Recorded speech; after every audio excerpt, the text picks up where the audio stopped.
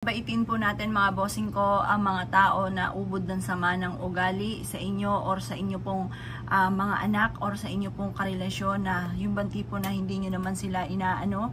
Dapat yung hindi ka inaano, baka kasi inaano nyo rin pagkatapos nagbabawian lang kayo. Mas maganda mga bossing ko, hayaan nyo lamang po siya at gawin nyo po ito.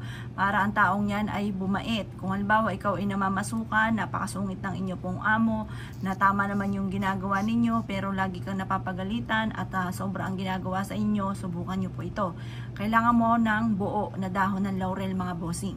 Or kaya yung inyo pong anak ay may nagmamaltrato, may nananalbahe, or kaya po yung karelasyon po ninyo, ganun din na lagi inaaway siya sa trabaho. Subukan nyo po ito.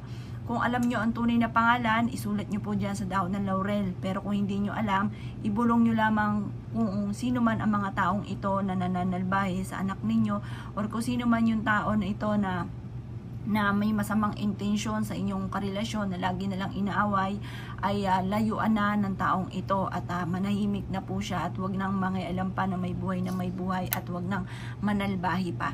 Basta i-wish nyo na kung ano yung nais ninyo, yung nararamdaman ninyo. Gawin nyo po ito mga bossing ko, na nakaharap ka sa gawing silangan sa umaga.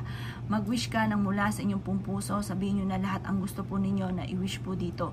Sabihin nyo na simula ngayon ay kayo ay magiging matagumpay na sa buhay at makakamit nyo ang inyong pong mga pinapangarap. At sabihin nyo po, smooth nyo ng makakamtan po ito at wala ka na magiging iba pang isipin, magiging balakid sa buhay po ninyo. Basta mag-wish ka ng mula sa puso, makakamtan nyo kung ano man yung ninais po ninyo. At sabihin nyo po ay yung mga tao na masamang ugali, kagaya na halimbawa meron kang amo na masama ugali, bumait na sa akin ang aking amo at maging paborito na ako. Basta kung anong gusto po ninyo, maging paborito na ako at wag na ako laging pagagalitan at wag na rin siya magsasabi ng mga masasakit sa akin. Ganoon naman po lagi mga bossing, di ba? Or kaya po yung halimbawa yung anak ninyo hindi naman naniniwala sa ganito, pwede kayong gumawa kahit kayo na lamang.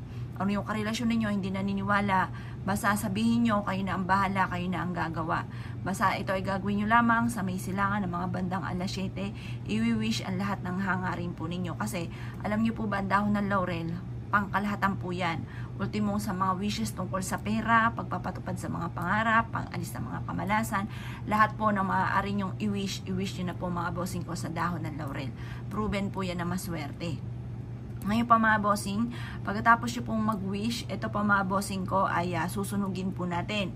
Ngayon, pag nasunog na natin, huwag nating tatambuin yung alikabok po nito or yung pinag-abuhan niya.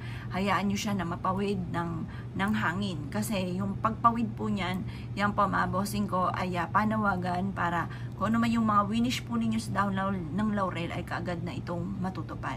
Kaya kung ikinaniniwala at nais nyo po itong gawin, huwag ka na magpatumpik-tumpik pa, subukan nyo po ito. Proven po ito na napakaswerte. At good luck po sa inyo po lahat.